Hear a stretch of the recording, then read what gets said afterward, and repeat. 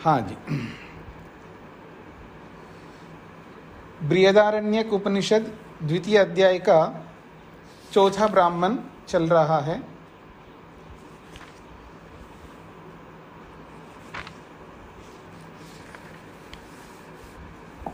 कल के प्रसंग में आत्मा को लेकर के स्पष्ट कर दिया है कि शरीर, इंद्रियां, मन, अहंकार, महतत्वरूपी बुद्धि, सत्व, रज, तम, जीवात्मा, परमात्मा, सब कुछ इसी में ही है। ये आत्मा, ये आत्मा का विस्तार है और इसी में सभी लोग हैं जो हम अपने लिए चाहते हैं। जो चाह, जो अभिलाषा है, वो सब कुछ इस शरीर के अंदर विराजमान है। उसको पहचानना, उसको समझना, उसको देखना और अपने प्रयोजन को पूरा करना। कुछ उदाहरणों से समझाने का प्रयत्न किया जा रहा है। 7वां श्लोक है, स यथा दुंदुभे हन्यमानस्य न बाह्यान् शब्दान् शक्नुयात् ग्रहणाय। दुंदुभेः तु ग्रहणेन दुंदुभि आघातस्य वा शब्दः गृहीतः। सह, वह कोई भी मनुष्य, यथा जैसे कि दुंदुभे अन्यमानस्य, दुंदुभि कहते हैं नगाड़े को, तो दुंदुभे अन्यमानस्य, नगाड़े से, जो नगाड़ा को पीटा जाता है किसी डंडे से, नगाड़े को पीटने का कोई लकड़ी का कुछ ऐसा रहता है, उसको पीटते हैं यानी उसको मारते हैं। तो दुंदुभे हन्यमानस्य, नगाड़े को पीटने से जो शब्द निकलते हैं, आवाजें आती हैं। वाद्य यंत्र है, नगाड़ा का मतलब एक वाद्य यंत्र है। उसको पीटने से, उसको उसके ऊपर मारने से जितने भी शब्द निकलते हैं और वो शब्द निकल के हमारे कानों तक आते हैं, तो वो जो शब्द हैं, उन शब्दों को अगर कोई पकड़ना चाहे तो कहते हैं बाह्यान् शब्दान् ग्रहणाय न शक्नुयात्। जो बाहर, उस नगाड़े से बाहर निकलने वाले शब्द हैं, उन शब्दों को कोई पकड़ना चाहेगा तो उनको पकड़ नहीं सकता। उन शब्दों को रोकना चाहे तो कोई रोक नहीं सकता। वो तो शब्द निकल गए। नगाड़े को जैसे जैसे मारते जाओ वैसे वैसे शब्द निकलते जा रहे हैं लगातार। जैसे मैं बोल रहा हूँ, मेरे शब्द निकलते जा रहे हैं और उन शब्दों को कोई पकड़ना चाहे, उसको रोकना चाहे, अब वो रोक नहीं सकते हो, निकल गए। दुंदुभे तु ग्रहणेन शब्द गृहीता। अगर कोई उस नगाड़े को ही रोक दे, शब्द जो निकल रहे हैं उस नगाड़े को ही रोक दे, तो शब्द तो अपने आप पकड़ में आ जाएंगे। अथवा दुंदुभि आघातस्य, उस दुंदुभि को यानी उस नगाड़े को जो मारने वाला है, लकड़ी से कोई मारने वाला है, तो उस नगाड़े को मारने का जो डंडा है उसको पकड़ लो, या उस नगाड़े को पकड़ करके जो मार रहा है उसको पकड़ लो, यानी उसको रोको एक प्रकार से। या तो नगाड़े को रोको, या नगाड़े पर पड़ने वाला जो डंडा है उसको रोको, या उस नगाड़े को मारने वाले को रोको, तो शब्द रुक जाएंगे। उनको आप ना रोक करके आप शब्दों को पकड़ने का प्रयास करो तो शब्द कैसे पकड़ में आएंगे? वो तो निकल चुके हैं नगाड़े से। ये कहना चाह रहे। सह यथा दुंदुभे अन्यमानस्य, वह कोई भी व्यक्ति नगाड़े से नगाड़े को पीटते हुए या नगाड़े को पीटने से जो शब्द निकल रहे हैं, बाह्यान शब्दान, उस बाहर निकलने वाले शब्दों को न शक्नुयात ग्रहणाया, उन शब्दों को पकड़ने में, उसको रोकने में वो समर्थ नहीं हो सकता। हाँ, दुंदुभे तु ग्रहणेन, यदि उस नगाड़े को ही पकड़ लो तो शब्द गृहीता, वो शब्द पकड़ में आ जाएगा, यानी शब्द रुक जाएगा। अथवा दुंदुभि आघातस्य वा का मतलब अथवा यदि उस नगाड़े को ही रोक लो, अथवा उस नगाड़े को मारने वाले को रोको, या नगाड़े को मारने वाला जो लकड़ी है उसको रोको, तो शब्द गृहीता, शब्द पकड़ में आ जाएगा, शब्द रुक जाएगा। ये इसका अभिप्राय है। एक और उदाहरण दिया जा रहा है। सह यथा शंखस्य ध्मायमानस्य न बाह्यान शब्दान शक्नुयात ग्रहणाय। यदि कोई शंख को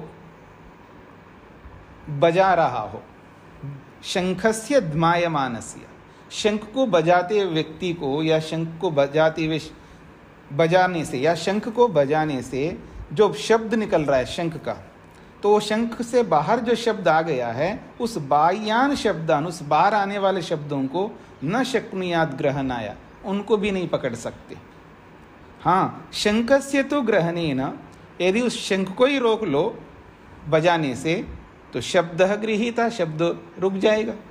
अथवा शंखध्मस्य वा, या उस शंख को फूंकने वाले को या उस शंख को बजाने वाले को रोको तो भी शब्द रुक जाएगा। उसको बजाने वाले को नहीं रोका जा रहा है, शंख को नहीं पकड़ा जा रहा है। अब उस शंख से निकले हुए शब्दों को पकड़ने का प्रयास करो, उनको रोकने का प्रयास करो, वो तो रुकेंगे नहीं, वो तो निकल चुके हैं। ये इसका अभिप्राय है। तीसरा उदाहरण दे रहे हैं। स यथा वीणायै वाद्यमानायै न बाह्यान शब्दान शक्नुयात ग्रहणाय। वीणा को बजाया जा रहा है तो वीणा को बजाने से जो बाहर निकलने वाले शब्द है उनको न ग्रहणाय शक्नुयात, उसको पकड़ नहीं सकते कोई। हाँ, वीणाय तु ग्रहणेन, वीणायै ग्रहणेन शब्द गृहीता, उस वीणा को ही पकड़ लो तो शब्द निकलना बंद हो जाएंगे। अथवा वीणा वादस्य, या उस वीणा को बजाने वाला है उसको रोक लो तो भी शब्द आने बंद हो जाएंगे। अगला उदाहरण, सह यथा आर्द्रेन्धाग्ने, आर्द्र एध अग्ने आर्देन्धाग्ने अव्याहितात् पृथक धूमा विनिश्चरन्ति। जैसे कि आर्द्र, आर्द्र कहते हैं गीले, एधा का मतलब होता है लकड़ी। अगर गीले लकड़ी से अग्नि को जला दिया तो कह रहे हैं गीले ईंधन वाली लकड़ी से अगर आपने प्रदीप्त कर दिया, कोई लकड़ी गीली है तो उस गीली लकड़ी को आपने जला दिया, उसको प्रदीप्त कर दिया है, तो कहते हैं पृथक धूमा विनिश्चरन्ति, अलग प्रकार की धुआं निकल के आती है। मतलब सूखी लकड़ी से या जो जलने में समर्थ हो, जलने लायक कोई ऐसी वस्तु, उसको अगर आप जलाओगे तो उसका धुआं अलग प्रकार का होगा। जैसे हवन में भी आप समिधाएं जलाते हैं, अगर समिधाएं सूखी है, अच्छी समिधा हैं, तो जब उनको डालते हैं तो जो धुआं थोड़ा बहुत निकलता है वो अलग प्रकार का निकलता है। अगर वही गीली समिधा आपने यज्ञकुंड में लगा दिया और उसको प्रज्वलित कर दिया, फिर वो जो धुआं होता है वो अलग प्रकार का धुआं होता है। तो यही कहना चाह रहे हैं। तो गीले ईंधन वाली अग्नि से प्रदीप्त करने पर जो अलग प्रकार की पृथक धूमा विनिश्चरन्ति, अलग प्रकार की जो धुआं निकलता है, एवं इसी प्रकार से वही निश्चित रूप से, अरे हे मैत्रेयी, ये सब बातें मैत्रेयी को समझाई जा रही है याज्ञवल्क्य के द्वारा। अरे मैत्रेयी, ये मैत्रेयी, अस्य महतः भूतस्य निश्वसितम् एतद् ऋग्वेदः यजुर्वेदः सामवेदः अथर्वांगिरस इतिहासः पुराण पुराणम विद्या उपनिषदः श्लोकाः सूत्राणि अनुव्याख्यानानि व्याख्यानानि अस्य एव एतानि सर्वाणि निश्वसितानि। कहते हैं जिस प्रकार से गीली लकड़ी को जलाने से जैसा धुआं अलग प्रकार का निकलता है, ठीक इसी प्रकार से हे मैत्रेयी, ये जो महान महतः भूतस्य, ये जो महान श्रेष्ठ उत्कृष्ट जो परमात्मा है, उससे निश्वसितम, उससे निकले हैं। ये क्या है? एतद ऋग्वेदा, ये जो ऋग्वेद है, उस महान परमात्मा से ही ये ऋग्वेद प्रकट हुआ है, यजुर्वेद प्रकट हुआ है, सामवेदः, सामवेद प्रकट हुआ है। अथ अथर्वांगिरस, अथ नहीं है, अथर्वांगिरस यानी अथर्वेद प्रकट हुआ है। इतिहास भी उसी परमात्मा के कारण से, जो नित्य इतिहास होता है वो भी परमात्मा से ही। पुराणम, पुराण जो ब्राह्मण ग्रंथ होते हैं, अलग अलग प्रकार की विद्या, ये जो उपनिषद विद्या, श्लोक अलग अलग श्लोक हैं, सूत्रानि अलग अलग सूत्र हैं, अनुव्याख्यानानि अलग अलग प्रकार के अलग अलग व्याख्याएं हैं शास्त्रों के, व्याख्यानानि जो सीधा सीधा व्याख्यान करते हैं, और अनुव्याख्यान का मतलब है उसकी व्याख्या करते, लिखते, एक्सप्लेनेशन जो है, ये सब के सब एतानि सर्वाणि, ये सब के सब निश्वसितानि, उसी परमात्मा के ही ज्ञान से निकले। उस परमात्मा ही वहाँ पर मूल आधार है। जैसे वेद मूलाधार है सभी विद्याओं का, और उस विद्या से और भी जितने भी ग्रंथ बाहर प्रकट हुए हैं ऋषियों के माध्यम से, उन सब ग्रंथों में जो जो विद्याएं बताई गई हैं, उन सब का भी परमात्मा ही आधार है। उस परमात्मा से ही सर्वाणि, वो सब प्रकार की जो भी बताए गए यहाँ पर, यहाँ निश्वसितानि, उस परमात्मा से ही प्रकट हुए मूल रूप में, ये कहना चाह रहे हैं। अब एक अलग प्रकार के उदाहरण देकर के समझाने का प्रयत्न कर रहे हैं। सह यथा सर्वासाम अपाम समुद्र एकायनम।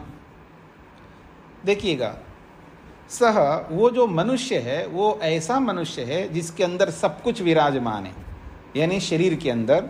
तो जैसे उदाहरण के लिए दे रहे हैं, सर्वासाम अपाम, जितने भी प्रकार के पानी हैं, अलग अलग पानी है, अलग अलग प्रांतों में थोड़ा थोड़ा अंतर, अलग अलग पानी होता है। जैसे समुद्र का पानी अलग प्रकार का है, कुएं का अलग प्रकार का है, नदियों का अलग अलग प्रकार, इस तरह का। तो सर्वासाम अपाम, सब प्रकार का जो पानी जो है वो सब जाकर के अंत तो गत्वा, चाहे बरसात के माध्यम से आए, नदी के माध्यम से बह रहा हो, या कुएं में हो, तालाब में हो, सारा का सारा पानी एक प्रकार से वो जाकर के समुद्र में मिल जाता है। तो समुद्र एकायनम, समुद्र सब पानियों का आधार है। जैसे सर्वासाम आपाम, सब प्रकार के पानियों का समुद्र एकायनम, समुद्र एकमात्र आधार है। फिर कहते हैं एवं, इसी प्रकार से सर्वेशाम स्पर्शानाम त्वग एकायनम, जितने भी प्रकार के स्पर्श हैं, अलग अलग कोमल, कठोर, खुदरा, अलग अलग स्पर्श हैं। तो जितने भी प्रकार के स्पर्श हैं, उन सब का आधार जो है वो त्वक है, त्वचा है। हम अपनी त्वचा से उन स्पर्श का अनुभव करते हैं। फिर कहते हैं एवं सर्वेशाम गंधानाम नासिके एकायनम, जितने भी प्रकार की गंध हैं, सुगंध, दुर्गंध, जैसे भी अलग अलग प्रकार के गंध हैं, उन सब का एकायन आधार जो है नासिके, दो नासिका के छेद हैं, छिद्र हैं, ये कहना चाह रहे। एवं इसी प्रकार से सर्वेशाम रसानाम जिह्वा एकायनम, जितने भी प्रकार के रस हैं उन सब का आधार जो है जिह्वा है। एवं सर्वेशाम रूपानाम चक्षु एकायनम, जितने भी रूप हैं इन सब रूपों का एकमात्र आधार जो है चक्षु है। एवं इसी प्रकार से सर्वेशाम शब्दानाम श्रोत्रम एकायनम, सभी शब्दों का एकमात्र आधार है श्रोत्र, कर्ण। एवं सर्वेशाम संकल्पानाम मन एकायनम, जितने भी संकल्प हम करते हैं उन समस्त संकल्पों का एकमात्र आधार यदि कोई है तो वो मन है। एवं सर्वासाम विद्यानाम हृदयम एकायनम, जितने भी विद्याएं हैं उन समस्त विद्याओं का एकमात्र आधार है हृदय। हृदय से यहाँ पर आत्मा, क्योंकि हृदय हृत प्रतिष्ठम, आत्मा हृदय में रहता है, वो अवकाश है, वो स्थान है जहाँ आत्मा का साक्षात्कार होता है, उसका नाम हृदय है। तो उस हृदय नाम से आत्मा को बोला जा रहा है। आत्मा से परमात्मा भी ले सकते हैं और जीवात्मा भी ले सकते, क्योंकि आत्मा जीवात्मा के पास भी नाना प्रकार की विद्याएं रहती है। अर्थात हम जैसे नॉलेज गेन करते हैं ना, अलग अलग प्रकार का ज्ञान विज्ञान हम प्राप्त करते हैं, वो सब हम आत्मा ही तो ही प्राप्त करते हैं ना इस ज्ञान को। तो कह रहे हैं समस्त विद्याओं का आधार हृदय रूपी आत्मा है। एवं इसी प्रकार से सर्वेषां कर्मणाम हस्तौ एकायनम, समस्त कर्मों का एकमात्र आधार है वो हस्तेंद्रिय। फिर कहते हैं एवं सर्वेषां आनंदानाम उपस्थ एकायनम, जितने भी आनंद लोग लेते हैं वास्तव में इन सब आनंदों का, सुखों का एकमात्र आधार यदि कोई है तो उपस्थेंद्रिय है, ये कहना चाह रहे हैं। एवं सर्वेषां विसर्गानां पायु एकायनम, जितने भी मल बाहर निकलते हैं, शरीर से जितने भी मल निकलते हैं, जिस किसी रूप में मल के रूप में निकलता है, तो उन सब का आधार पायु, पायु का मतलब है गुदा इंद्री है, यही उसका आधार है, क्योंकि उसी इंद्री के माध्यम से समस्त मल बाहर निकल रहे हैं। एवं सर्वेषां अध्वनाम पादो एकायनम, और जितने भी मार्ग हैं उन समस्त मार्गों का एकमात्र आधार है पांव। एवं सर्वेषां वेदानां वाग एकायनम, इसी प्रकार से जितने भी वेद हैं, अर्थात 4 ही वेद हैं, पर अनंता वै वेदा, वेद तो अनंत है, यानी ज्ञान, जितना भी ज्ञान है उन समस्त ज्ञानों का एकमात्र आधार वाणी है, क्योंकि वाणी के माध्यम से ही ज्ञान प्रकट होता है। तो ये आधार को लेकर के इस श्लोक में स्पष्ट किया गया है। अब आगे बढ़ते हैं। स यथा सैंधवखिल्यः उदके प्रास्त उदकम एव अनुविलीयते न ह अस्य उद्ग्रहणाय एव स्यात्। बड़ी अच्छी बात कही जा रही है। स यथा, वह जैसे कि सैंधव खिल्या, सैंधव खिल्या, सैंधव कहते हैं नमक को, खिल्या का मतलब है ढेला, यानी नमक का जो क्या कह सकते हैं आप, नमक जो है बड़े बड़े पत्थरों के रूप में भी होते हैं, छोटे छोटे पत्थरों के रूप में भी होते हैं।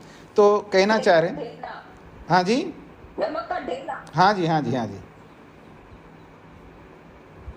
तो जैसे नमक का छोटे छोटे कंकर के रूप में भी आप मान सकते हैं।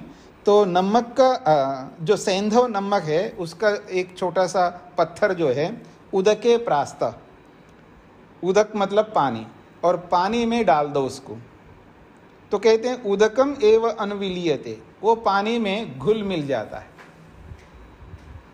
न ह अस्य उद्ग्रहणाय इव, अब उस नमक के उस छोटे से पत्थर को पानी में से बाहर नहीं निकाल सकते। अब आप उसमें घुल मिल गया, अब उसको अलग नहीं कर सकते, उसको वैसे का वैसे बाहर नहीं निकाल सकते उस नमक को। यतः यतः तु आदीत, हाँ अवदीत, यतः यतः तु अवदीतः लवणम एव, वो कहते हैं यतः यतः का मतलब है जो पानी में आपने नमक के ढेले को डाल दिया है, अब वो घुल मिल गया नमक उसके अंदर पानी में, अब उस पानी में से कहीं से भी पानी निकालिएगा, अंदर से मतलब नीचे से निकालो, किनारे से निकालो, बीच में से निकालो, एक चम्मच ले लीजिएगा, उस चम्मच से किसी भी किनारे से पानी को निकालो तो वो नमक वाला ही पानी लगेगा आपको। यही कहना चाह रहे हैं, यतः यतः तु आददीत, उस पानी को जहाँ जहाँ से भी, ऊपर से, नीचे से, बगल में से, कहीं से भी निकालो, यतः यतः का मतलब है जहाँ कहीं से भी, अवदीता निकालो, तो लवणम एव, वो नमकीन ही लगेगा आपको। एवं इसी प्रकार से वही निश्चित रूप से अरे इदम महत् भूतम अनंतम अपारम विज्ञान घन, कहते हैं एवं इसी प्रकार से, अरे हे मैत्रेयी, इदम महत् भूतम, ये जो बहुत बड़े परमात्मा हैं, जो ब्रह्म के रूप में हैं, श्रेष्ठ के रूप में हैं, ये अनंतम, इसकी कोई सीमा नहीं है, ये अनंत है, सीमा रहित है, अपारम, इसका पार कोई नहीं लगा सकता, और विज्ञान घना, ये विज्ञान से परिपूर्ण है। ज्ञान विज्ञान का घन, घन का मतलब भंडार है, तो विज्ञान घन एव, वो विज्ञान आनंद से ज्ञान विज्ञान से परिपूर्ण है। एतेभ्यः भूतेभ्यः समुत्थाय तानि एव अनुविनश्यति, कहते हैं एतेभ्य भूतेभ्य, ये जितने भी पदार्थ हैं जो पीछे गिनाए गए हैं, इन सब के अंदर वो परमात्मा व्याप्त होकर के विराजमान है। और कहते हैं एतेभ्यः भूतेभ्यः समुत्थाय, और इन सब से वो बाहर निकल भी गया। तानि एव अनुविनश्यति, फिर उसी के अंदर विलीन हो जाएगा। यानी उसमें से निकलने का मतलब ये है, जैसे आप कोई वस्तु है, उस वस्तु के अंदर परमात्मा विराजमान है और उसको छुपा दीजिएगा उस वस्तु को, तो अब आप उस वस्तु को ही नहीं देख रहे, तो परमात्मा जो है विलीन हो गए एक प्रकार से। अथवा उसको नष्ट कर दीजिएगा तो उसी के अंदर परमात्मा विराजमान है, उसी में विलीन हो जाता है। या मैं दूसरे शब्दों में बोलूं, जितने भी कार्य पदार्थ हैं, कार्य पदार्थों के अंदर आ गए हैं, तो एतेभ्यः भूतेभ्यः समुत्थाय, इन्हीं कार्य पदार्थों के अंदर वो आया हुआ है। समुत्थाय का मतलब है उनके अंदर प्रकट हुआ है। जितने भी कार्य पदार्थ हैं, उन समस्त कार्य पदार्थों में परमात्मा आ गया है। फिर कह रहे हैं तानि एव अनुविनश्यति, और जब वो कार्य पदार्थ कारण में विलीन हो जाएंगे तो उसी में विलीन हो जाता है परमात्मा, वो दिखाई नहीं देगा। जब हमारा शरीर ही नहीं है तो हम कैसे देख पाएंगे उस परमात्मा को? देखने का मतलब है जान कैसे पाएंगे? जैसे चंद्रमा को हम देखते हैं, सूर्य को देखते हैं, वृक्ष देखते हैं, वनस्पतियां देखते हैं, पेड़ पौधे देखते हैं, पहाड़ नदियों को देखते हैं, ईश्वर की संरचना को जब देखते हैं तो उसमें परमात्मा नजर आता है ना हमको, परमात्मा का बोध होता है, उसका ज्ञान होता है। ये सब कार्य पदार्थ हैं। तो जैसे इन कार्य पदार्थों में एतेभ्य भूतेभ्य, इन्हीं भूतों से ही वो उभरा हुआ है। समुत्थाय का मतलब है उन्हीं में से प्रकट होता है। और तानि एव अनुविनश्यति, और जब वो अपने कारण में विलीन हो जाते हैं सब कार्य पदार्थ, तो उसी में विलीन हो जाता है परमात्मा। न प्रेत्य संज्ञा अस्ति इति, वो कहते हैं न प्रेत्य संज्ञा अस्ति, जब मर गया है फिर उसकी कोई संज्ञा, उसका कोई नाम नहीं होता है।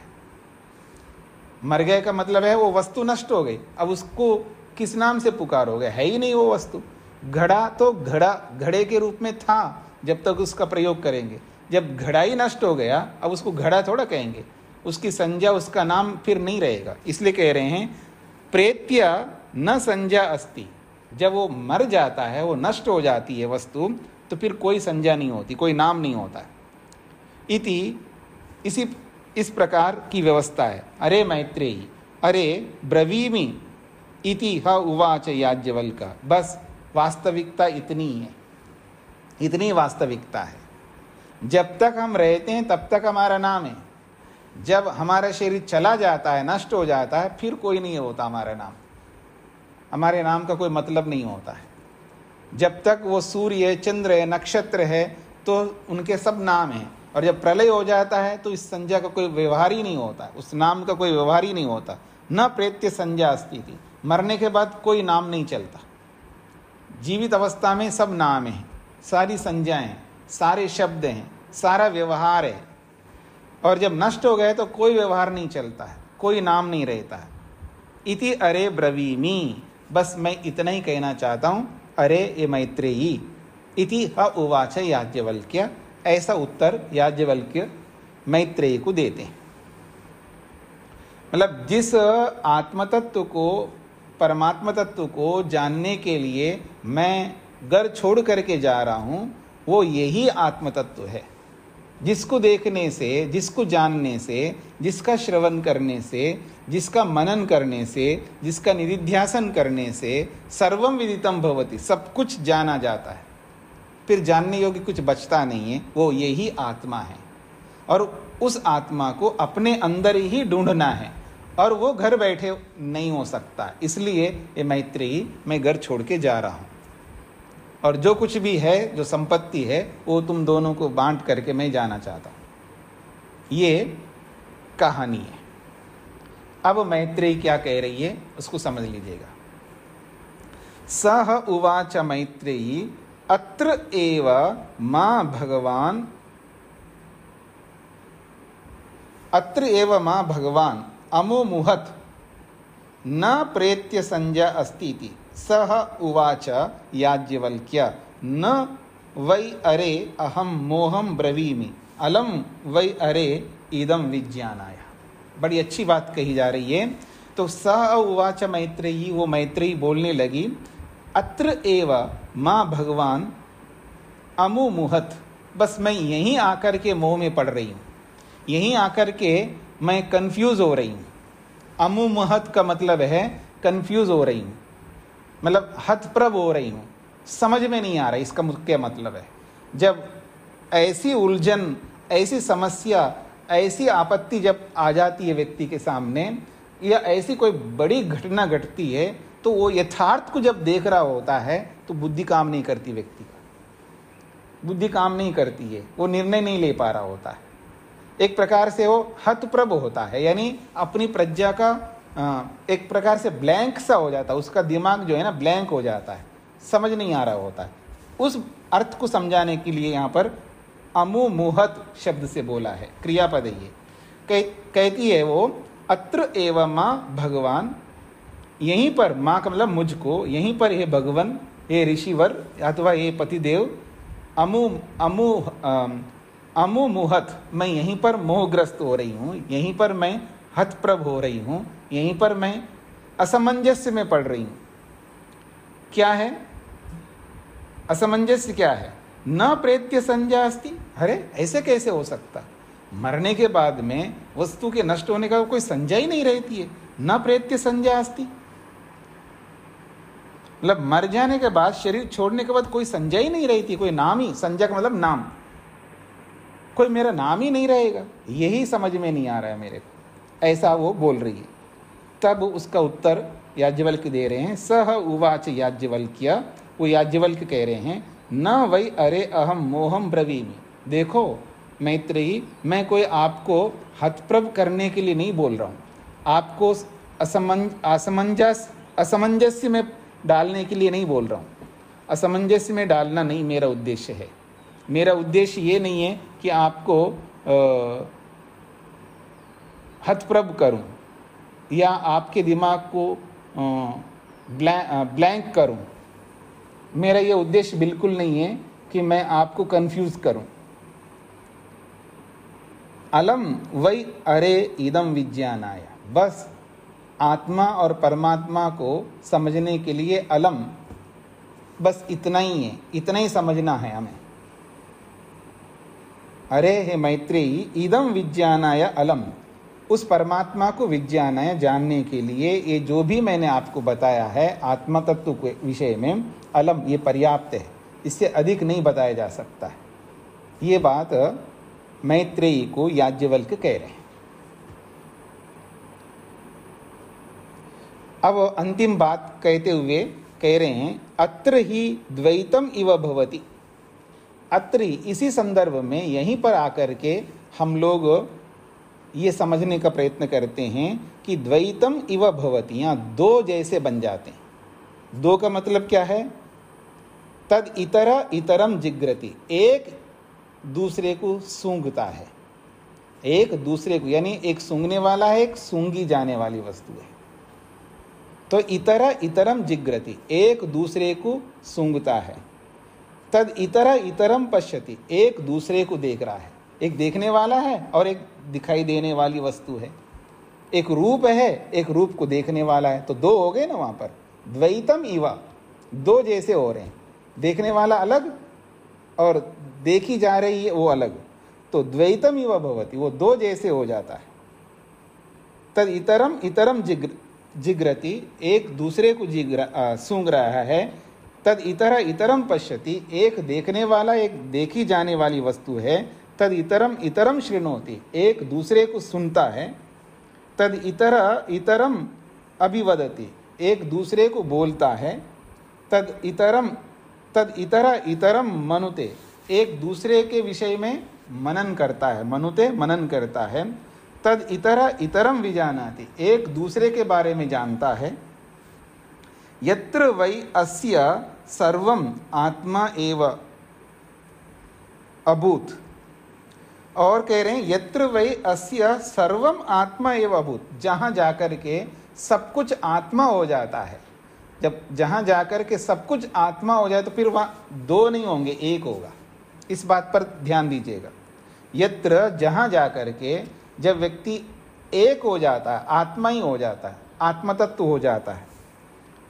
सर्वम आत्मा एव भूत, वहां आत्मा ही हो जाता है। तो केनकम जिग्रेत, फिर कौन किसको सूंघेगा?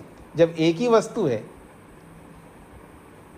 जब एक ही वस्तु है तो कौन किसको सूंघेगा? दो वस्तुएं हो तो एक सूंघने वाला होगा, एक सूंघी जाने वाली वस्तु होगी। जब एक ही है तो कौन किसको सूंघेगा?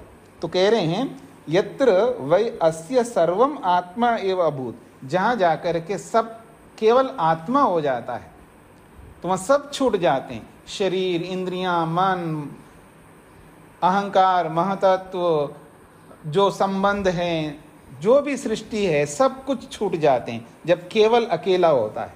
योग दर्शन आप में से जिन्होंने भी पढ़ा है कैवल्यपाद में, केवलः, वो केवल हो जाता है, अकेला हो जाता है। उस बात की ओर यहाँ संकेत है, केवल होना, अकेला। जब केवल होता है, अकेला होता है, फिर वह दूसरा कोई है ही नहीं है, तो कौन किसको सूंघेगा? वह सूंघने की आवश्यकता ही नहीं, एक ही वस्तु है। तो कह रहे हैं यत्र वै अस्य सर्वम आत्मा एव, जहां केवल आत्मा ही अभूत, एक ही हो जाता है। तो केनकम जिग्रेत, कौन किसको सूंघेगा? केनकम पश्येत, कौन किसको देखेगा? केनकम शृणुयात, कौन किसको सुनेगा? केनकम अभिवदेत, कौन किसको बोलेगा? तत्केनकम मनवीता, कौन किसके बारे में मनन करेगा? तत्केनकम विजानीयात, कौन किसको जानेगा? न इदम सर्वम विजानाति, न इदम सर्वम विजानाति, ये सब कुछ नहीं जानेगा क्योंकि कोई अकेला है, कोई दूसरी वस्तु है ही नहीं है। तम केन विजानीयात विज्ञातारम, अरे केन विजानीयात, कहते हैं अरे हे मैत्रेयी, जब एक ही हो गया, एक ही आत्म तत्व है, तो पर कौन किसको जानेगा? आत्मा अकेली है या अकेला है तो अपने आप को क्या जान, अपने आप को समझ में आ रहा है ना मैं क्या हूं, तो फिर मेरे को जानने के लिए किसी दूसरे की आवश्यकता नहीं है। मैं को समझ लूंगा ना, मैं अकेला हूं। ऐसी स्थिति में पहुंचा देता है ये सारा का सारा वेद या उपनिषद, दर्शन, जो कुछ भी है, आत्मा का एहसास जब करा देते हैं तो अकेला हो जाता है वो, उसके सामने कोई दूसरी वस्तु होती नहीं है, केवल मैं रहता है, आत्म तत्व रहता है, दूसरी वस्तु नहीं होती है। तो केवलत्व को प्राप्त कराने का ये सारा का सारा उपाय है। जब अकेला हो जाता है तब उसको आत्मा समझ में आ जाता है। जब दो होते हैं तब फिर आत्मा को समझना बड़ा मुश्किल हो जाता है। तो उस स्टेज तक पहुंचने के लिए सारे के सारे साधन हैं। हमें शरीर भी चाहिए, हमें इंद्रियां भी चाहिए, हमें सब कुछ चाहिए। ये तभी तक है जब तक हम एक दर सीढ़ी, एक के बाद दूसरी, तीसरी, ऐसे सीढ़ियां चढ़ते नहीं। और जब ऐसी स्थिति में पहुंच जाते हैं समाधि में, फिर हम केवल हो जाते हैं, अकेले हो जाते हैं। केवल आत्मस्वरूप यानी मैं क्या हूँ वही स्थिति रहती है, वहाँ कोई दूसरी वस्तु सामने होती नहीं है। तब अपने आप को किसी साधन से जानने की जरूरत नहीं होती है, खुद अपने आप को मैं महसूस कर रहा हूँ, वो स्थिति आ जाती है। वही अंतिम समाधि है, वही अंतिम स्थिति है आत्मा की, यही कहना चाह रहे। इसलिए आत्मा को जानने के लिए और किसी साधन की जरूरत नहीं है, वो स्वयं ही स्वयं अपने आप को जान लेता है। ये इसका अभिप्राय है यहाँ पर। तो इस प्रकार से यहाँ पर ये चौथा ब्राह्मण पूरा हो गया है। तो यहाँ जो मुख्य बात आ रही है कि आत्मा ही सब कुछ है, एक आत्मा को जानने से सब कुछ जाना जाता है, जैसा कि मैंने कल भी उसकी चर्चा की है। आत्मा से आप इन समस्त पदार्थों को ले लीजिएगा, बाहर जाने की जरूरत नहीं है। शरीर ही आत्मा है, इंद्रियां ही आत्मा है, मन ही आत्मा है यहाँ पर, और महतत्व रूपी बुद्धि भी यहाँ पर आत्मा है, अहंकार आत्मा है, सत्वरस्तम आत्मा है। शरीर के अंदर सब कुछ है, बस इनको समझ लो तो सब समझ में आ जाएगा। जैसे मेरे में वैसे सब जगह है, बस अंतर अवयवों के रूप में अंतर हो सकते हैं। कोई तत्व किसी में ज़्यादा किसी में कम हो सकता है, बस इतनी सी बात है। कोई नाटा आदमी हो सकता, कोई लंबा आदमी हो सकता, कोई गोरा हो सकता, कोई सांवला हो सकता, कोई काला हो सकता है, कोई स्त्री हो सकती है, कोई पुरुष हो सकता, कोई बूढ़ा हो सकता, कोई जवान हो सकता है। बाकी आत्मा तो एक ही है, सब एक ही का मतलब एक जैसा है, ऐसे समझ लीजिएगा। तो जब मैं अकेला हूं तो आप अकेले हो, सब अकेले हैं, तो केवल बनने का ही प्रयास चल रहा है, और केवलत्व में ही सुख है। और ये केवलत्व को पाने से पहले की स्थिति है जो हम संबंध बनाते हैं, माता का, पिता का, गुरु का, आचार्य का, भाई बहन, जो भी संबंध बनाते हैं, ये तो केवल वहाँ तक पहुँचने के लिए साधन है। पर हम लोग साधनों में बने रहेंगे तो साध्य तक पहुँच नहीं पाएंगे। गंतव्य स्थान है केवल होना, अकेला होना, और उसी में सुख है। ये बात यहाँ पर कही गई है। अब आपको किसी को पूछना हो तो पूछ सकते हैं, प्रश्न कर सकते हैं, आज समय भी है थोड़ा सा। जी नमस्ते जी। तो समझ में आ रहा अकेला होना मतलब कैसे अकेला हो, मतलब कहीं पर बैठ के ओम का जप करना अकेले होके, या उनको समझना कैसे समझो सकती है? देखिए, अकेला होने का मतलब है जब हम विषय बनाते हैं ना, जैसे ध्यान में विषय बनाते हैं तो हम अकेले नहीं होते। वहाँ पर विषय बनाने वाला मैं आत्मा हूँ, और रूप है, रस है, गंध है, स्पर्श है, शब्द हैं, ठीक है ना। तो 5 तत्व हैं, पृथ्वी जल अग्नि वायु आकाश, उनको हम विषय बनाते हैं, इंद्रियों के विषय बनाते हैं। जो समाधि के जितने भी विषय हैं जो दिया है, 28 तत्व हैं, उन सबको जब विषय बनाते तो दो दो सामने होंगे ना। मैं और सामने वाली वस्तु, चाहे पृथ्वी हो, महतत्व हो, अहंकार हो, तन्मात्रा हो, या कोई भी वस्तु हो, 2 हो जाएंगे ना। तो जब अंत में जाकर के मैं अपने स्वरूप को समझना चाह रहा हूँ, केवल मैं, फिर वहाँ दूसरे की चीज, दूसरे की आवश्यकता नहीं है। दूसरों को समझने के लिए तो साधनों की आवश्यकता है, इन साधनों से गुजर गए, अब अंत में जाकर के मैं पर आ गया हूँ। अब मैं को समझने के लिए मैं ही समझ लूंगा ना, फिर दूसरे की सहारा नहीं चाहिए ना। हाँ जी रेणु जी, ये समाधि की बात हो रही है, व्यवहार की बात नहीं हो रही है। ये व्यवहार की बात, व्यवहार में तो मैं हूँ, आप है, मैं आपको देख रहा हूँ, आप मेरे को देख रहे हैं, मैं अलग हूँ, मेरा शरीर अलग है, हाँ, मैं अलग हूँ, आप अलग हैं, हाँ, घर अलग है, मैं अलग हूँ। तो जब व्यवहार करते हैं तो ये सारी बातें व्यवहार के लिए नहीं चल रही है, समाधि की अवस्था की चल रही है। समाधि अवस्था में जब जाएंगे तब धीरे धीरे धीरे एक ऐसी स्थिति आती है, वह केवल हो जाते हैं। उस स्थिति की चर्चा है यहाँ पर। समाधि,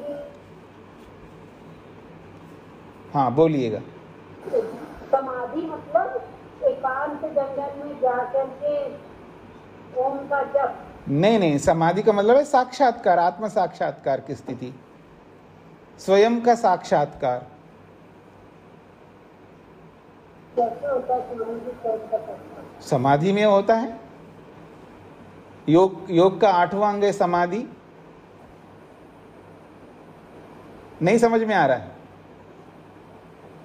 अच्छा आप ये व्यावहारिक पूछना चाह रही हूँ कि जैसे समाधि मतलब क्या, कि एकांत में अकेले बैठ के कोई जप करना, वो सब आप जो बता रहे हो वो सब अभी आज कर ही रहे हैं ना, आप रोज करते ही है इन सब बातों को। तो फिर उसको करते करते करते करते क्या स्वयं हो जाता है? हाँ, जब करते करते का मतलब जब आपकी योग्यता बन जाए, करते करते नहीं, करते करते तो सारा जीवन गुजर जाता व्यक्ति का, फिर नहीं हो सकता। जो कंडीशंस है ना, जैसे इंजीनियर बनने के कंडीशंस है ना, ऐसे ही कंडीशंस, हमारी अविद्या समाप्त हो जाए, हमारे संस्कार समाप्त हो जाए, हम यम नियम का पालन करें, योग के जो भी बताए गए हैं उन सब का पालन करेंगे, 100% हम ओके हो गए, यानी एबल हो गए, समर्थ हो गए उस समाधि को पाने में, तब वो एहसास होगा। करते करते होगा ऐसा नहीं। यम नियम से चलते चलते वो यम नियम धारणा ध्यान करते करते आखिरी में जाके अपने वो समाधि लगेगी। जी जी जी, ठीक है। नमस्ते स्वामी जी। हाँ जी, नमस्ते जी। स्वामी जी, अभी आपने जो बताया कि आत्मा और दूसरी आत्मा जो है वो किस प्रकार से रहते हैं उस समय, अगर एक ही आत्मा रह जाता है नहीं, तो आत्मा आपस में नहीं, देखिए दूसरी आत्मा तो समाधि नहीं लगा रही ना, मैं समाधि लगा रहा हूं तो मेरे सामने मैं अकेला ही हूं ना, दूसरे तो है ही नहीं मेरे सामने। दूसरे को विषय नहीं बना सकते ना हम लोग, दूसरे को विषय बनाते दो हो गए ना। हाँ। तो उस समय वो आत्मा अपने स्वयं का ही निर्धारण कर रहा है। हाँ, देखिएगा, मैंने घर को जान लिया, आपको जान लिया, सबको जान लिया, तो हो गए ना।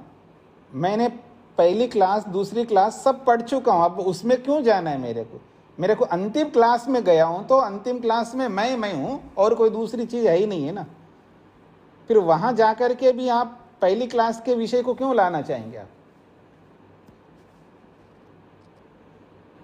जी स्वामी जी। जी। और जब मोक्ष में होते हैं तो जो दो आत्माएं हैं वो आपस में किस प्रकार से क्या एक दूसरे को समझ सकते हैं, देख सकते हैं, क्योंकि वहाँ पे भी शरीर तो है नहीं। हाँ जी, बिल्कुल देख सकते हैं ना। वहाँ पर जैसे ईश्वर हमें देखता है, बिना शरीर के देख रहा है ना ईश्वर हमें, हम सबको जानता है ईश्वर, हम क्या बोल रहे हैं इसको भी सुन रहा है ईश्वर, बिना शरीर के सब जानता है ना ईश्वर हमारा।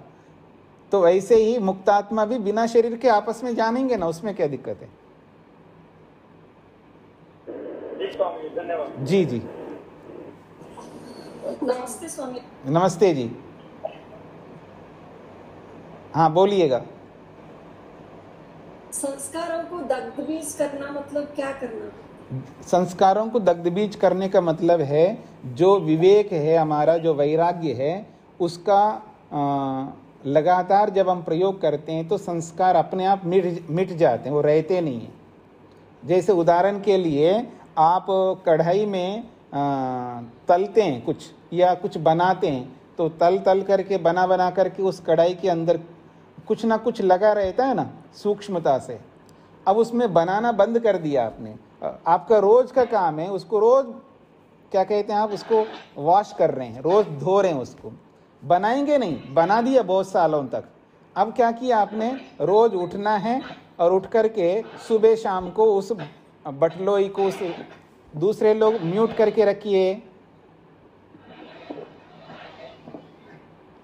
बाकी लोग म्यूट करके रखिए, हाँ, कोई दूसरे खोल के नहीं रखेंगे, व्यवधान होता है। तो रोज उठना है आपको, सुबह शाम उस कढ़ाई को रोज धोना है, बढ़िया वॉश करना है, और जितने वॉश करने के अच्छे से अच्छे साधन हैं बस करते जाओ करते जाओ करते जाओ, यही काम करते रहिएगा। और वो जो आपने उसके अंदर बहुत कुछ लगा हुआ था वो धीरे धीरे धीरे धीरे हट जाएगा। ठीक इसी प्रकार से हमने जो भी संस्कार बनाए उसको हटाने का मतलब है विवेक, वैराग्य। उस वैराग्य से उसको हम लोग हटाते रहते हैं ज्ञानपूर्वक, तो धीरे धीरे सब हट जाता है। तो अब उसका संस्कार ही नहीं रहता है, तो नहीं रहता तो उस विषय में हमारी रुचि नहीं होगी, उसको लेने की, उसको पाने की, उससे आकृष्ट होने की कोई संस्कार नहीं होता है। जैसे उदाहरण के लिए कोई आप में से नॉनवेज नहीं करता है, यानी पैदाइश ही नहीं कर रहे हैं, और आपको बचपन से ही आपको ये बताया गया है कि ये नहीं खाना चाहिए, ये स्वास्थ्य के लिए, शरीर विज्ञान के लिए उचित नहीं है, ये मनुष्य का भोजन नहीं है, साइंटिफिकली भी और आध्यात्मिक दृष्टि से भी। हाँ, वेद की दृष्टि से भी, दोनों प्रकार से आपको अच्छी तरह समझ में आ गए। अब कभी भूल के भी नहीं खा सकते, आपके मन में संस्कार ही नहीं है, ठीक है ना। तो जैसे उसके बारे में आप कभी सोच नहीं सकते ना, ठीक इसी प्रकार से जो हमने संस्कार बनाए उनको जब मिटाते हैं तो उसके बारे में भी ऐसी स्थिति रहती है। अब कोई ब्लैंक है, मतलब मन बिल्कुल साफ है, उसके अंदर कुछ डला हुआ है ही नहीं, ऐसा मन बन जाता है वैराग्य से। जी, संस्कार मतलब विचार है क्या स्वामी जी? इधर विचार नहीं, संस्कार और विचार अलग होते हैं। संस्कार का मतलब है छाप। जैसे कागज के ऊपर आप मोहर लगाते हैं ना, स्टैंप लगाते हैं, तो स्टैंप एक बनाया जाता है रबड़ का, और उसमें लिख देते हैं कि सरस्वती जी और हाउस नंबर ये है और ये स्थान है, ऐसा पूरा एक पूरा पोस्टल एड्रेस या पूरा एड्रेस आपका कुछ उस स्टैम्प पर आपने लिख दिया है, लिखवा दिया है। अब उसको आप घर पे रखते हैं, आप अपने लेटर पैड पर या किसी कागज़ पर, किसी को चाहिए तो आप उसका मोहर लगा दे, ठप्पा आपने लगा दिया, और जैसे उसमें रहता है वैसे वो कागज़ में वो अंकित हो जाता है। समझ में आ रहा है? आगे आ रहा है आपको? तो जैसे वो कागज़ पर अंकित होता है ना, उसको कहते संस्कार। वो अब वो कागज़ में पड़ गया, अब उस कागज़ में जो पड़ा हुआ संस्कार है उसको मिटाना है। अब कागज़ पर है तो उसको कैसे मिटाएंगे? आजकल केमिकल्स आते हैं, उसको डाल देते हैं तो हट जाता है। तो वही विवेक वैराग्य रूपी केमिकल को ला करके मन पर जो भी अंकित हुआ है उन सबको मिटाया जाता है, वो है संस्कार। और विचार तो ज्ञान होता है, वो अलग चीज है। जी जी स्वामी जी, धन्यवाद। जी जी ओम जी, स्वामी जी नमस्ते। नमस्ते जी। जी, मन संकल्प विकल्प करता है, जी तो फिर ये भी कहते हैं कि मन जड़ है, जी, इसके बारे में बताएं। मतलब आपको परेशानी क्या हो रही है कि रोबोट जैसे होता है ना, रोबोट बोलता है, वो जड़ होते हुए भी बोलता है, नहीं बोलता है? बोलता है ना। तो जैसे आपने रिकॉर्ड किया है और रिकॉर्ड किया है तो आप उस रिकॉर्डिंग को आप लगा दो उसमें फ़ोन में, फिर वो आप कितने बार सुनते रहो उसमें, तो मोबाइल बोल रहा है, नहीं बोल रहा है, जड़ होते हुए भी? जी। और कंप्यूटर में आप एक बटन दबाते हैं, हाँ जी मेरे को वो वाला फाइल ले आओ, तो वो अपने आप ले आता है, वो विचार करके लाता है कहाँ पर है ये फाइल, किस में इसने स्टोर किया हुआ है। तो जड़ पदार्थों को ऑपरेट करने वाला ऑपरेटर जो होता है ना, उसके बिना मन ना विचार कर सकता, ना रोबोट काम कर सकता है, ना कंप्यूटर काम कर सकता है। कोई भी इंस्ट्रूमेंट काम तभी करेगा जब उसका ऑपरेटर जो होता है, उसको चलाने वाला, उसके चलाने पर ही ये सब काम करते हैं। तो जैसे गाड़ी अच्छी चल रही है, मेरी गाड़ी बहुत अच्छी चलती है, तो बोला ही जाता है, वास्तव में चलती भी है गाड़ी, लेकिन चलाने वाले के चलाने पर चलेगी। तो ऐसे ही मन चलता है। जी धन्यवाद जी। जी, और ऐसे ही मन विचारता भी है। हाँ जी बोलिए। नमस्ते जी। ये मन अंतःकरण में मन बुद्धि अहंकार है ना स्वामी जी, तो अहंकार तो समझ आता है कि ठीक है ये है, उसको समझ में आता है। मन और बुद्धि में मन से विचार करते हैं कि हाँ ये रोटी बनाऊं या हाँ मैं रोटी बनाऊंगी, ऐसा बुद्धि का उपयोग करते हैं कि हाँ निर्णय लेने के लिए बुद्धि का उपयोग करते हैं, विचार करने के लिए मन का उपयोग करते हैं। मगर ये कैसे समझे कि हाँ मन ही है जो निर्णय भी करता है या बुद्धि ही है जो विचार करता है? ऐसा क्यों है समझना चाहिए? क्या इसका क्या प्रूफ है कि मन है कि बुद्धि है अंदर? आपने भी एक ही साथ कर सकते हैं ना। आपने इंजीनियरिंग किया है ना, आपने इलेक्ट्रॉन न्यूट्रॉन प्रोटॉन के बारे में पढ़ा है ना।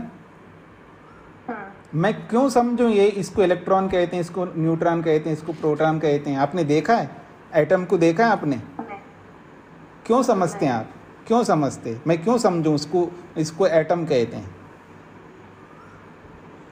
इसलिए क्योंकि आप पढ़ा हुआ है बस। पढ़ा हुआ तो हमने भी पढ़ा है ना, तो आपको कोई रेफरेंस देना पड़ेगा ना जी, आइंस्टीन ने बताया, न्यूटन ने बताया, फलाने साइंटिस्ट ने बताया, उसने किताबें लिखी और उसकी जो थ्योरी है उसके अकॉर्डिंग जो है हम उसको मान करके चलते हैं और यहाँ तक पहुँच के हम इंजीनियर बन गए, हम साइंटिस्ट बन गए। तो ऐसे ही हमने भी वेद शास्त्र ये सब पढ़ करके उसमें बताया गया मन कैसा होता है, उसका क्या काम है, बुद्धि कैसी होती है, उसका क्या काम है, तो उसी के आधार पर ही हम चल रहे हैं, जिसके आधार पर आपका साइंस चलता है। साइंस जिस शब्द प्रमाण से मान लेते हैं हम लोग। हाँ जी, शब्द प्रमाण से मान लेते हैं जी कि हाँ, मन है, बुद्धि है। जी जी जी, शब्द प्रमाण से भी मान लेते हैं। और ऐसा नहीं है कि आपने नहीं देखा है तो किसी साइंटिस्ट ने नहीं देखा होगा, ऐसा तो है ही नहीं ना। तो उन्होंने देखा है, उन्होंने अनुभव किया है, अपने अपने जो भी उनके पास यंत्र हैं उनके माध्यम से, जिसने भी, जैसे आज एटम से भी आगे, इलेक्ट्रॉन न्यूट्रॉन से भी आगे, क्या कहते हैं, क्वार्क, और उस क्वार्क से भी आगे बहुत कुछ देख लिया है ना लोगों ने, साइंटिस्टों ने, पर हमने नहीं देखा। फिर उन्होंने देख करके उन्होंने बताया, तो उसको हम शब्द प्रमाण के माध्यम से मानते हुए आ रहे हैं, उसी पर पूरा साइंस चलता है। बिना शब्द प्रमाण के कोई भी नहीं जी सकता, बिना अनुमान प्रमाण के कोई भी जी नहीं सकता, प्रमाण के बिना तो कोई भी कुछ नहीं कर सकते। जड़ अपने मनुष्येतर योनियों में कोई प्राणी हो या मनुष्य हो, सब प्रमाणों से चलते हैं। ठीक है जी।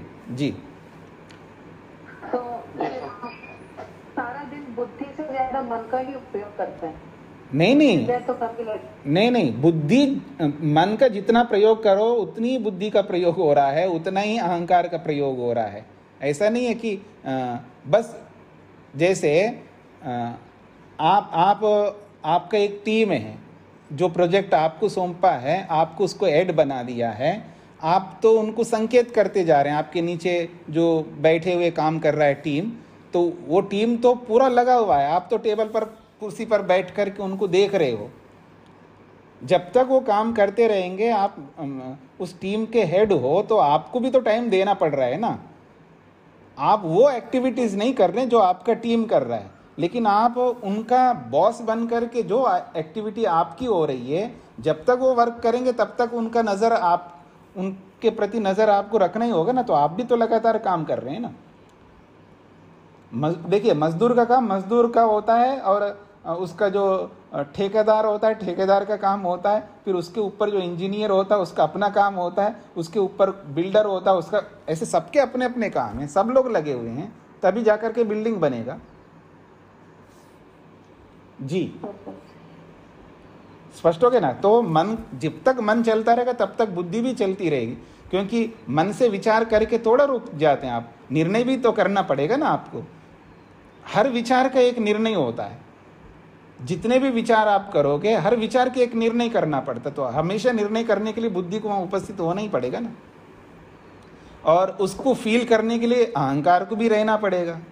तो जब तक मन विचार करेगा तब तक अहंकार भी काम करता रहेगा, बुद्धि भी काम करती रहेगी, और शरीर भी काम करता रहेगा, सब काम करते रहेंगे। जिसका रोल है सब लगे हुए होंगे। जी, तो आत्मा फ्रैक्शन ऑफ सेकंड में मन से काम लेती है, फिर बुद्धि से काम लेती है, मतलब हमेशा ही कनेक्ट रहती है। हाँ जी, आत्मा के साथ सब कनेक्ट हुए हैं। जी, हमेशा ही कनेक्ट रहती है कि इससे मन से काम लेना है तो मन से काम लेगी, बुद्धि से लेना है तो बुद्धि से, और अहंकार से लेना है तो। हाँ जी, यानी आत्मा सबसे, शरीर से लेकर के पूरा स्थूल शरीर से लेकर के सूक्ष्म शरीर, सबके साथ वो आत्मा जुड़ा हुआ रहता है। जी,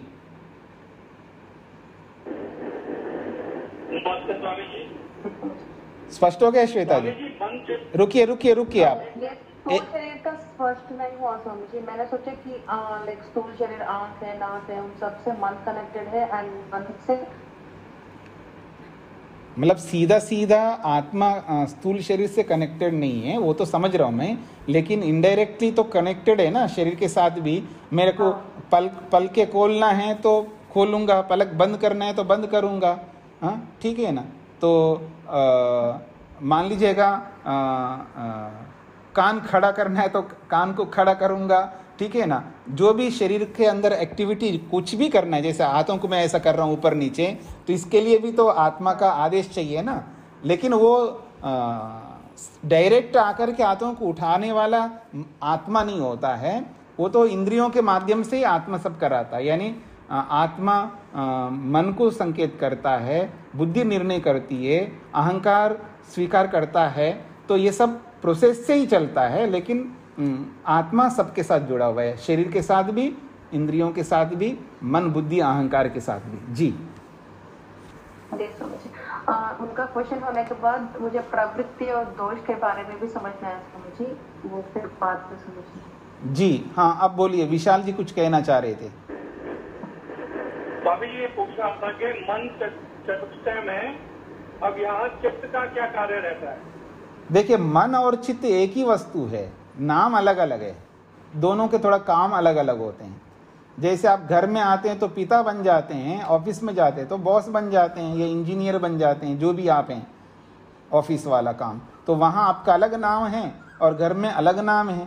तो घर का अलग नाम इसलिए क्योंकि घर के जो काम आप करते हैं, पति का काम करते तो आप पति है, बच्चों का काम करते तो आप पिता है, ठीक है ना। तो नाम अलग होते ही काम अलग हो जाएंगे। तो ऐसे ही मन बोलते ही मन का अलग काम है, चित्त बोलते हैं तो चित्त का अलग काम है। तो कार्य के वजह से नाम अलग अलग है, वस्तु एक ही है। जी, तो चित्त का कार्य क्या रहता है यहाँ पर? चित्त का काम है चेतना को बनाए रखना। ये जो चेतना है ना, जो हम चेते हुए रहते हैं, यानी संज्ञान में रहते हैं, अलर्ट रहते हैं, तो उसका काम है चित्त का। एक ही नहीं है, बहुत सारे काम हैं उसके। और संकल्प करना, विकल्प करना, ये भी चित्त का काम है। मनन करना मन का काम है। और जो हम स्वप्न देखते हैं ऐसे उसको मन देखता है, यानी मन नाम से वो काम हो रहा होता है। तो एक चित्त नाम से अलग काम होते हैं, मन नाम से अलग काम होते हैं। आप इसको थोड़ा सा विस्तार से समझना हो तो ऋग्वेदादि भाष्य भूमिका में महर्षि स्वामी दयानंद ने मन बुद्धि अहंकार चित्त, इन चारों की व्याख्या की है, उसको पढ़ लीजिएगा, समझ में आ जाएगा आपको। धन्यवाद। जी जी स्वामी जी, मुझे एक प्रश्न जी। स्वामी जी, क्या मैं पूछ सकता हूँ? हाँ बोलिएगा। मुझे सब समझ आ रहा है कि ये एक यात्रा बहिर्मुखी से अंतर्मुखी होना है, लेकिन ये इतनी सिंपल यात्रा नहीं है। इसके लिए साधना, चतुष्टय, फोर क्वालिफिकेशन और यम नियम जब तक हमारे जीवन में पदार्पण नहीं करेंगे, हम बाह्य इंद्रियों को वश में नहीं कर पाएंगे, अपने जीवन में प्योरिटी नहीं ला पाएंगे। विदाउट प्योरिटी हम साधना नहीं कर पाएंगे, इनवर्ड जर्नी स्टार्ट नहीं कर पाएंगे। तो ये सब का होना भी बहुत जरूरी है। जी जी जी, वही बताया जा रहा है यहाँ पर कि आत्मा को जानना है तो इन सारी प्रक्रियाओं से गुजर करके ही वहाँ केवलत्व में पहुँचेंगे। अकेलत्व में तभी पहुँचेंगे इन सब को अपना करके। अभी रेणु जी को जो मैं बता रहा था, तो वो यही स्थिति थी कि यम से लेकर के ध्यान तक जब हम प्रक्रिया करते करते करते जब समाधि में पहुँच जाते हैं, तब केवल वहाँ एकत्व, केवलत्व रहता है। बाकी उससे पहले सब हम कर चुके होते हैं। वहाँ करना है तो पहले इनमें से गुजरना होगा, इनमें से गुजरे भी ना वहाँ तक पहुँच नहीं सकते। जी बिल्कुल सही कह रहा हूँ जी।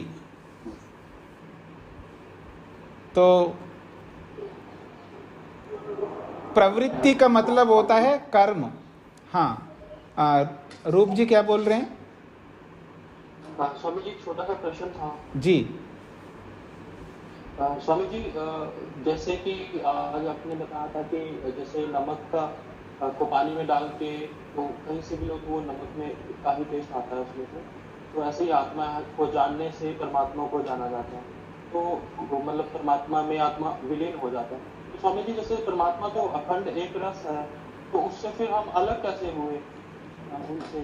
तो हम तो मतलब परमात्मा तो अखंड है और फिर जैसे हम उनमें विलीन होंगे तो फिर वो कैसे होगा? विलीन का मतलब हम परमात्मा में विलीन नहीं होते हैं। विलीन का मतलब ये होता है हम उस, जैसे मैं आनंदमय हो गया हूँ, अर्थात आनंद से युक्त हूँ। मैं धनवान हो गया हूँ तो धन से युक्त हूँ, धनमय। जैसे आनंदमय, धनमय, घर में, आप किसी के साथ मैं शब्द का मत जोड़ सकते हो आप, तो जैसे धनमय का मतलब है धन से युक्त हो गया, आनंदमय हूं तो आनंद से युक्त हो गया। तो ऐसे ही परमात्मा से युक्त होने को ही परमात्मा में विलीन होने का मतलब है परमात्मा से युक्त होना। विलीन का मतलब है उसमें जाके मिल गया और एक हो गया, ऐसा नहीं है। दो है तो हमेशा दो रहेंगे, एक है तो हमेशा एक ही रहेगा। एक दो नहीं हो सकते, दो एक नहीं हो सकते और एक दो नहीं हो सकते, ऐसे समझ लीजिएगा। विलीन तो कोई किसी में नहीं होता है। आत्मा परमात्मा को छोड़िएगा, एक एटम दूसरे एटम में विलीन नहीं हो सकता, एक परमाणु दूसरे परमाणु में विलीन नहीं हो सकता, एक अवयव एक छोटा सा पार्ट दूसरे पार्ट में एंट्री नहीं कर सकता।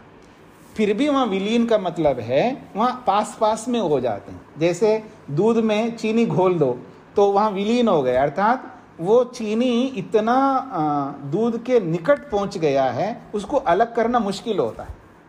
यही उसका विलीन होने का मतलब है। पर जड़ वस्तु जड़ में विलीन होता है, वो मोटे तौर पर होता है, साइंटिफिकली नहीं होता है। कोई भी वस्तु किसी में विलीन नहीं होती है। जी धन्यवाद स्वामी। तो इसको विराम देते हैं, फिर प्रवृत्ति आदि के बारे में फिर कभी विचार करेंगे।